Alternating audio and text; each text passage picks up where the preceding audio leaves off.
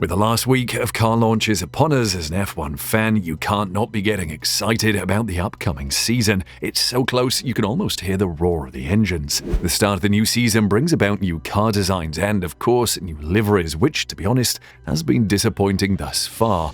But one thing that hasn't disappointed is Ferrari's car. Stick around to find out some of the genius moves Ferrari has done to compete for the 2023 title and if one such change could land the prancing horse in serious trouble with the FIA. The rumours coming out of Ferrari over the winter break have been like music to the tifosi ears, rumours of an extra 30 horsepower being found. According to some, Ferrari is a full second faster. But if you're an F1 fan, you are thinking, yeah, we've heard this all before. Even team principal Frederick Vasseur has rubbished the rumours, saying all the talk is nonsense. However, as the head of the team, you would expect him to say this, as he won't want to give up anything to the press or his rivals. If Ferrari can improve their strategy and Mercedes can improve their car, this season will be in for a great season. Leclerc is certainly happy with the new car, with the Ferrari driver having this to say about the car. "It feels good," said the Monegasque driver when asked about his first impression of the new car. "We always need to wait before putting the real car on track to obviously correlate all data, but on the simulator,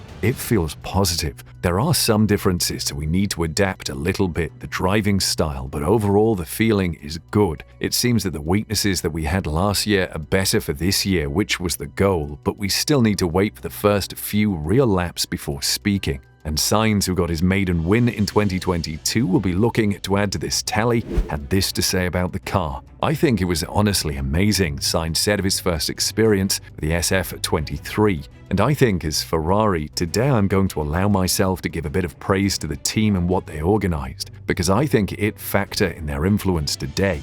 Now, what has got the Monegasque and Spaniards so excited? Let's take a look. Starting with the floor of the car, it has been completely revamped. The leading edge with two different planes seen on last year's car has been scrapped. Instead, it's been placed on a single plane. Further changes see the raised side edge of the floor features a series of profiles that divert the airflow toward the inner section, helping with any air spillage underneath the car. The other fundamental change widely spoken of is the side pods of the car this year, with Mercedes sticking to a zero-pod design and Red Bull having flatter-looking side pods if the images online are accurate.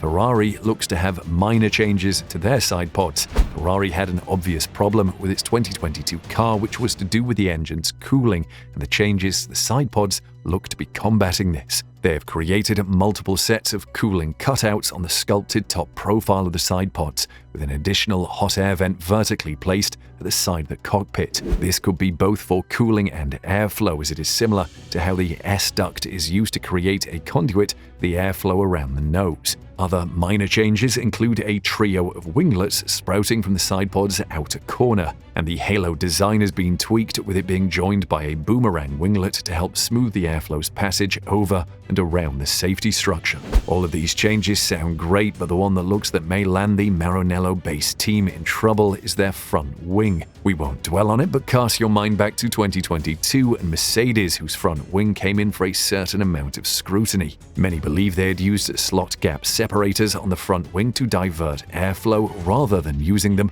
for their intended purpose. The FIA agreed and launched an investigation. As almost an admission of guilt, Mercedes removed the front wing and it never made it to the track. A closer look at the Ferrari front wing resembles the Mercedes 2022 design. The front wing is still the pushrod setup, but has been modified to taper down towards the end plates.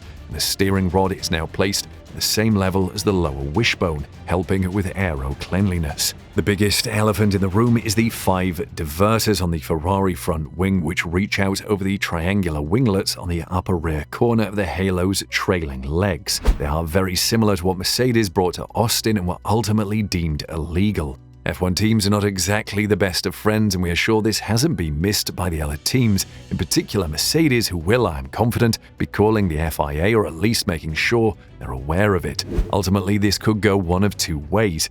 The FIA launch an investigation and Ferrari change its front wing, or the strikes are deemed illegal and all other team adopts them. Teams that love to steal from each other, and they best believe if they feel these will give them an advantage, they will adopt them. Now the real question is, can the FIA investigate Ferrari, or has Ferrari played a blinder by interpreting the new rules for the 2023 season? Of his birth this weekend in Holland, he is going to win as... In the original rules around slop gap generators, red could only be used primarily for mechanical, structural, or measurement reasons. Mercedes technical director Mike Elliott argued that this is inconsistent with the rest of the regulations. If you look at the regulations, there are about 40 incidences in the regulations of sole purpose, and in this case it doesn't say sole purpose, it says primary purpose, referring to the design, he said at the time. Well, the FIA listened and the word primarily was dropped. It looks like Ferrari has made a genius interpretation of the rule. Mike goes on further to say, clearly there's a secondary benefit of an aerodynamic design that's in there as well. It's actually not worth a huge amount. The detail looks interesting, but it's not the big thing on the front wing. When every second counts in F1, this could make enough of a difference. Otherwise, why would Mercedes have risked it? We are pretty sure we haven't heard the end of this. Time will tell if these take the track in Bahrain. Ferrari caused a stir with their car launch and made the most of their allotted media time on the track. With practice time being minimal this year, the teams must take full advantage of the time they get to practice. Well done, mate. That was epic. That was...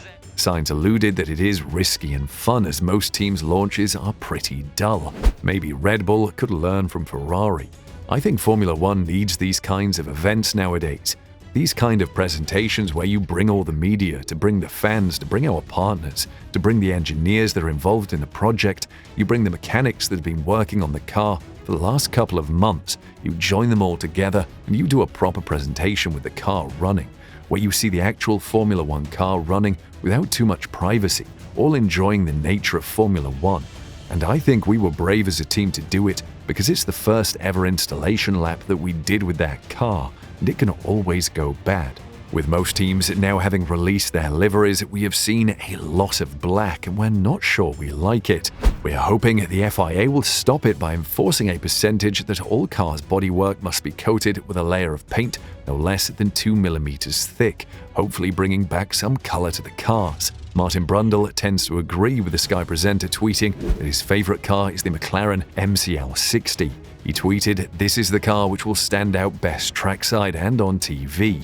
It's not Ayrton Senna's crash helmet in a red Dayglow and white McLaren, or the 2009 Brawn, or the 1991 7-Up Jordan, but it's likely the best we've got in this naked carbon fiber era. He also praised the Alfa Romeo livery, but said there is too much black for the TV. What do you think? Are Ferrari in trouble, or will they be fine to run their front wing? Comment below.